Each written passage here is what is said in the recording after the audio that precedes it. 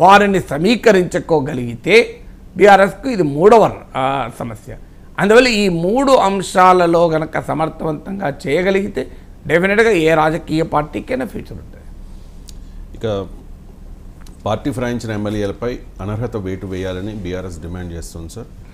Speaker నిర్ణయం తీసుకోకపోతే కోర్టుకు వెళ్తాము అని చెప్పి ఇప్పటికే పార్టీ మారిన ఎమ్మెల్యేలపై దాఖలయ్యే అనర్హత పిటిషన్లపై 3 నెలల్లో స్పీకర్ నిర్ణయం తీసుకోవాలని గతంలో సుప్రీంకోర్టు ఇచ్చిన తీర్పును బీఆర్ఎస్ నాయకులు గుర్తు చేస్తున్న పరిస్థితి. ఏం జరిగే అవకాశం అంటే ఇప్పుడు దీంట్లో ఈ ఒక్క ఇష్యూనే లేదు. ఇలాంటి శివసేన ఎమ్మెల్యేలు చాలా ఇష్యూస్ యాంటీ డిఫెక్షన్ల పెండింగ్ ఉన్నాయి. ఫండమెంటల్ పాయింట్ లీగల్ క్వశ్చన్ ఏంటి అంటే ఒకటి తేలాల్సింది స్పీకర్ రోల్. ఫిరాయింపు నిరోధక చట్టములో స్పీకర్కు ఇంత సమయములో నిర్ణయం తీసుకోవాలని ఎక్కడా లేదు. చట్టంలో అది లేదు, చట్టంలో లేదు 3 months అని. అది చట్టంలో ఎక్కడా లేదు. మీరు యాంటీ డిఫెక్షన్లా చదవండి, చట్టంలో లేదు.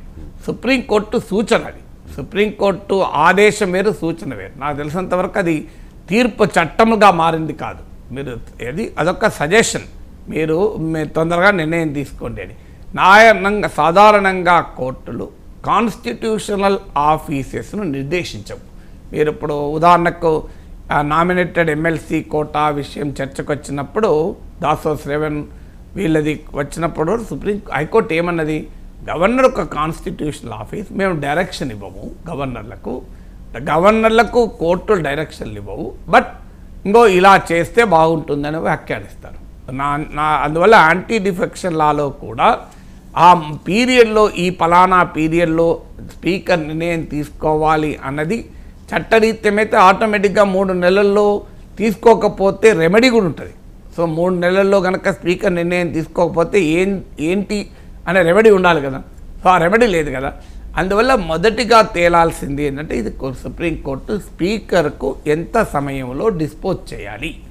ఎందుకంటే భారత రాజ్యాంగం ప్రకారం చట్టసభల వ్యవహారాల్ని చట్టసభలే చూసుకుంటాయి, కోర్టులు ఇన్వాల్వ్ కావు. ఎందుకంటే దీన్నే సెపరేషన్ ఆఫ్ పవర్స్ అంటారు. కేశవానంద భారతి కేసులో సుప్రీంకోర్టు ఇచ్చిన చారిత్రాత్మక తీర్పులో సెపరేషన్ ఆఫ్ పవర్స్ కూడా బేసిక్ స్ట్రక్చర్ ఆఫ్ ద కాన్స్టిట్యూషన్లో భాగం. రాజ్యాంగ బేసిక్ స్ట్రక్చర్ను మార్చే అధికారం పార్లమెంటు కూడా ఉండదు. అది రాజ్యాంగ మౌలిక స్వరూపానికి సంబంధించింది. అందువల్ల సాధారణంగా కోర్టు వ్యవహారాల్లో చట్టసభలు కానీ చట్టసభల వ్యవహారాల్లో కోర్టులు కానీ జోక్యం చేసుకోవు. కానీ అక్కడ ఒక గతంలో కోర్టులు ఇచ్చిన తీర్పు అంటే యాంటీ డిఫెక్షన్ లా జ్యూరిస్ప్రుడెన్స్ అంటారు. సో ఈ యాంటీ డిఫెక్షన్ లా జ్యూరిస్ప్రుడెన్స్ని మీరు కనుక స్టడీ చేస్తే అందులో మనకు కనిపించే అంశం ఏంటంటే 2 తేడాలు ఉన్నాయి. పేటెంట్ కేస్ ఆఫ్ ఇల్లీగాలిటీ ఉంటే కోర్టులు జోక్యం చేసుకుంటాయి చట్టసభల వ్యవహారాల్లో కూడా. పేటెంట్ కేస్ ఆఫ్ ఇర్రెగ్యులారిటీ ఉన్నా జోక్యం చేసుకోవు. అందువల్ల ఇల్లీగాలిటీ అండ్ ఇర్రెగ్యులారిటీ స్పీకరు ఎంత సమయం తీసుకోవడం అన్నది లీగాలిటీ ఇష్యూ కాదు. అది ఏమైనా అయితే అది ఎథిక్స్ కిందకి వస్తాయి, వీటి కిందకి వస్తాయి, మొరాలిటీ కిందకి వస్తాయి తప్ప లీగాలిటీ కాదు. అందువల్ల substantial case of legality patent కాదు, substantial case of illegality, substantial case of irregularity. Substantial case of illegality ఉన్నప్పుడు మాత్రమే కోర్టులు జోక్యం చేసుకుంటాయి. అందువల్ల స్పీకరు నిర్ణయానికి పార్లమెంట్ చట్టంలోనే సవరణ చేసి స్పీకర్ తీసుకునే నిర్ణయానికి సమయం ఉండాలి. స్పీకర్ నిర్ణయం తీసుకునేదాకా కోర్టులు ఏమీ చేయవు. స్పీకరే నిర్ణయం తీసుకోకుండా కోర్టులు ఇంటర్ఫియర్ కావు. అందువల్ల ఈ క్లారిటీ రావాలి.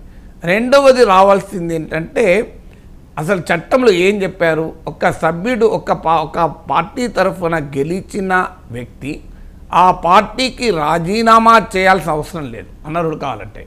Voluntarily giving up the membership of the house అన్నారు. అంటే స్వచ్ఛందంగా ఒక రాజకీయ party membership of the party voluntarily giving up the membership of the party అన్నారు. అంటే రాజీనామా చేస్తేనే అనర్హులను కూడా చెప్పలేదు. కొన్ని రకాల చర్యల వల్ల స్వచ్ఛందంగా పార్టీ సభ్యత్వాన్ని వదులుకున్నట్లయినా అనర్హులే అవుతారు అన్నారు. కానీ విచిత్రం ఏంటంటే అసలు రాజీనామా ఏంటి, దాని నాగేందర్ ఉదాహరణ ఉంది. ఆయన కాంగ్రెస్ తరఫున ఎమ్మెల్యేగా గెలిచాడు, బీఆర్ఎస్ తరఫున ఎమ్మెల్యేగా గెలిచాడు, కాంగ్రెస్ తరఫున ఎంపీగా పోటీ చేశాడు.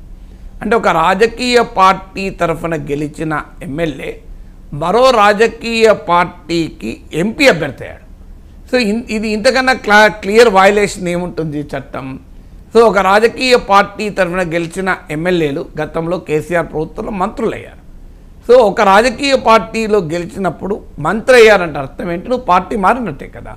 పార్టీ మారితే మరి యాంటీ డిఫెక్షన్లా వర్తించాలి కదా. చట్టంలో క్లియర్గా ఉంది కదా. పార్టీ మారాల్సిన అవసరం కూడా లేదు, voluntarily giving up the membership అన్నారు. కానీ ఇది ఎక్కడా అమలు కావట్లేదు. దీనిపైన కోర్టు ఖచ్చితంగా చెప్పాలి. అంటే ఎప్పుడు ఆటోమేటిక్ డిస్క్వాలిఫికేషన్, దానికి మళ్ళీ స్పీకర్తో కూడా సంబంధం లేదు కదా. నువ్వు ఆటోమేటిక్గా పార్టీ మారినప్పుడు ఆటోమేటిక్ డిస్క్వాలిఫికేషన్ కావాలి. సో ఈ ఆటోమేటిక్ డిస్క్వాలిఫికేషన్ అనే డైమెన్షన్ రావాలి. మూడవది ఏంటంటే మెర్జర్. అంటే 2/3 ఆఫ్ ఎమ్మెల్యేలు కనుక పార్టీ మారితే అది విలీనముగా భావించి ఫిరాయింపు నిరోధక చట్టం వర్తించదు అనేది ఒక వ్యాఖ్యానం. ఇది మన గతంలో తెలంగాణలో చూసాం, కేంద్రంలో రాజ్యసభలో తెలుగుదేశం ఎంపీల విషయంలో చేశాం. ఇది పూర్తిగా యాంటీ డిఫెక్షన్ లాకు ఒక అబ్సర్డ్ ఇంటర్ప్రిటేషన్, ఒక జుగుప్సాకరమైన విశ్లేషణ. ఎందుకంటే యాంటీ డిఫెక్షన్ లాలో క్లియర్గా ఉంది ఒరిజినల్ పార్టీ మెర్జ్ కావాలి. ఒరిజినల్ పార్టీ మెర్జ్ అయినప్పుడు 2/3 ఆఫ్ ఎమ్మెల్యేలు దాన్ని యాక్సెప్ట్ చేస్తే వారికి యాంటీ డిఫెక్షన్ లా వర్తించదు. దీన్ని కంప్లీట్గా రివర్స్లో ఇంటర్ప్రిట్ చేస్తూ 2/3 ఆఫ్ ఎమ్మెల్యేలు కనుక ఇంకో పార్టీలో చేరితే అది విలీనముగా భావించి వాళ్ళకి యాంటీ డిఫెక్షన్ లా వర్తించదు అని ఇంటర్ప్రిట్ చేస్తున్నారు. It is a blatantly wrong interpretation. దీనికి సుప్రీంకోర్టు ముగింపు పలకాలి. ఇప్పుడు ఈ 2/3 ఎవరితోనే, ఇప్పుడు ఉదాహరణకు బీఆర్ఎస్లో కాంగ్రెస్ లెజిస్లేచర్ పార్టీ ఎప్పుడూ విలీనమైంది. మరి ఇలా కాంగ్రెస్ లెజిస్లేచర్ పార్టీ నాయకుడుగా రేవంత్ రెడ్డి ఎన్నికయ్యాడు. ఆయన గవర్నర్ ముఖ్యమంత్రిగా ప్రమాణ స్వీకారం కూడా చేయించాడు. మనం అందరం చదివాం కదా, కాంగ్రెస్ లెజిస్లేచర్ పార్టీ బీఆర్ఎస్లో విలీనమైంది కదా. తెలుగుదేశం పార్లమెంటరీ పార్టీ రాజ్యసభలో బీజేపీలో విలీనం అయిపోయింది.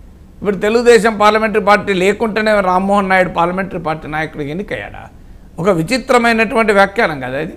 ఇప్పుడు కాంగ్రెస్ సిఎల్పి లేదు, మరి సిఎల్పి నాయకుడిగా బట్టి విక్రమార్క ఎందుకున్నాడు? సిఎల్పి విలీనమైనాక ఇప్పుడు ఒక కంపెనీ మరో కంపెనీలో విలీనమైతే ఆ కంపెనీ ఎగ్జిస్టెన్స్ని కోల్పోతుంది కదా.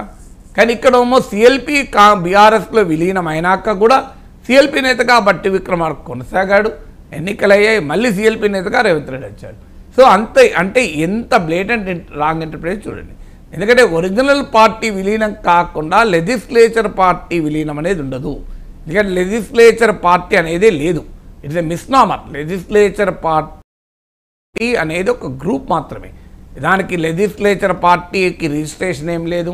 లెజిస్లేచర్ పార్టీకి రాజ్యాంగబద్ధమైన రికగ్నిషన్ అనేది పార్టీగా ఉండదు. కానీ దీన్ని బ్లేటెంట్గా ఇంటర్ప్రిట్ చేస్తున్నారు. అందువల్ల ఇలాంటి కీలకమైన రాజ్యాంగ ప్రశ్నలకు సమాధానం దొరికేంత వరకు, సుప్రీంకోర్టు దీనిపైన కంక్లూజివ్ తీర్పిచ్చేంత వరకు ఈ ఫిరాయింపుల నాటకాలు కొనసాగుతూనే ఉంటాయి.